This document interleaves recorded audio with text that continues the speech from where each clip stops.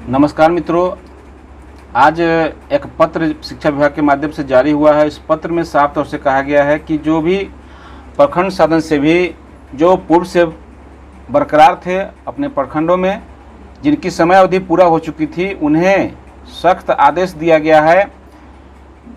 शिक्षा विभाग के अपर मुख्य सचिव के माध्यम से यह पत्र निकला है। उनके जो पत्र हैं 4708 दिनांक 4 अगस्त 2022 यानी कि आज ही का यह पत्र है। और इस पत्र में साफ तौर से कहा गया है कि जो बीओ के अंदर में जो बीओ साहब के रमो क्रम पर या डीओ साहब के रमो क्रम पर बीआरपी के रूप में कार्य कर रहे थे, उन सभी बीआरपी को और जो सीआरसीसी हैं उन्हें भी, चूँकि कुछ जगह पर सीआरसीसी अभी भी कार्यरत हैं, तो उन सभी लोगों को इस पत्र के माध्यम से अपने अपने स्कूलों में उन शिक्षकों को भेजने का आदेश दिया गया। जय हिंद, नमस्कार। आप देख रहे हैं एसएस लाइव।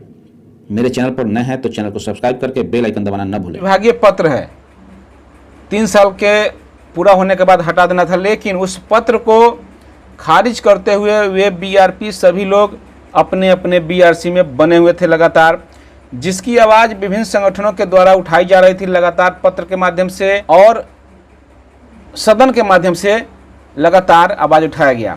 जहां तक कि आप सभी ने देखा कि पिछले महीने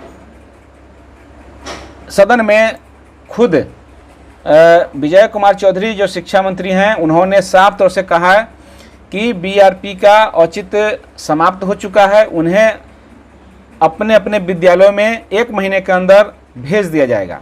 हालांकि 1 महीने का समय उन्होंने इसलिए लिया था कि कुछ वे आकलन करना चाह रहे थे, लेकिन विभिन्न जगहों से आरोप प्रत्यारोप आ रहे थे। जैसा कि कुछ जिलों का पत्र इस तरीके से निर्गत हुआ था, जिला शिक्षा पदाधिकारियों के द्वारा भी पत्र निर्गत हुआ था। उस पत्र के माध्यम से भी ये कहा जा रहा था कि बीआरपी लोग एक चैनल के रूप में काम करते थे, जो पदाधिकारी और शिक्षक के बीच में चैनल का काम करते थे, और वे उन माध्यमों से कहीं ना कहीं उससे शिक्षक का दोहन शोषण किया जा रहा था।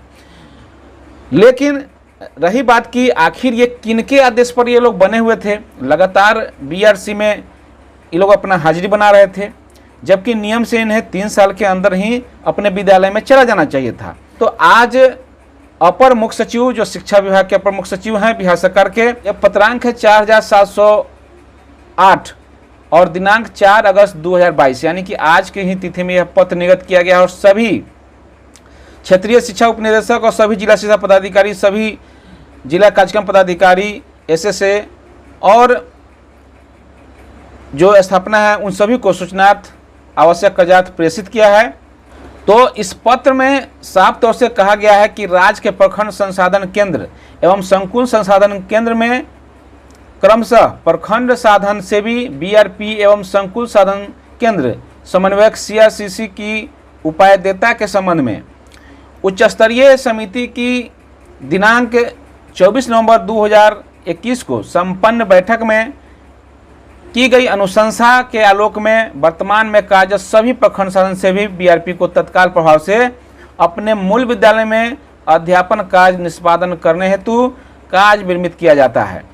प्रखंड साधन सेवी बीआरपी के प्रतिनियुक्ति के संदर्भ में किसी भी स्तर के निर्गत सभी आदेश तत्काल प्रभाव से निरस्त माने जाएंगे। ये साफ तौर से यहाँ पर कहा गया है। अब जो भी आदेश, यानी कि बहुत सारे बीआरपी जो है से बीओ साहब के आदेश के पत्र के आदेश के आलोक में काम कर रहे थे, कुछ लोग डीओ साहब के पत्र के आदेश के आलोक में काम कर रहे थे, यानी कि उनके रहमो क्रम पर काम कर रहे थे। हालांकि इस संबंध में मैंने आवाज़ उठाया था तो कुछ लोगों ने मेरा ही विरोध करना शुरू कर दिया। मेरे खिलाफ लोगों ने कंप्लेन तक दायर कर दिया डीएम के यहाँ कि ये बीआरपी के खिलाफ आवाज़ उठा रहे हैं। लेकिन ये सिर्फ मैं आवाज़ नहीं बल्कि अन्य संगठनों ने भी आवाज़ उठाया था। आपने साफ तौर से देखा कि विधान सभा में माननीय शिक्षा मंत्री जी ने भी इसको गंभीरता से लिया और 1 महीने के अंदर हटाने की बात कही थी।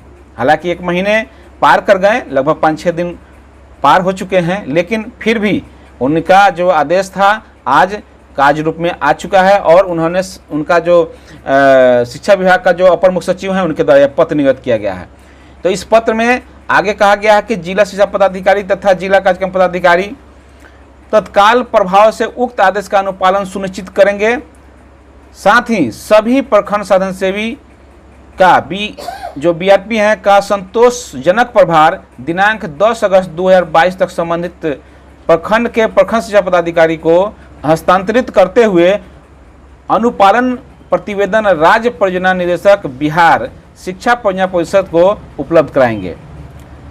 आदेश पर माननीय मंत्री शिक्षा विभाग के और शिक्षा विभाग बिहार का अनुमोदन प्राप्त है। इसमें साफ तौर से कहा जा रहा है कि शिक्षा विभाग का जो अनुमोदन है, इस पत्र में आप देख सकते हैं कि शिक्षा विभाग का जो अनुमोदन है उसमें शिक्षा मंत्री जी का साफ तौर से अनुमोदन प्राप्त हो चुका है और उनके द्वारा ही आदेश दिया गया है और ये कार्य हुआ है।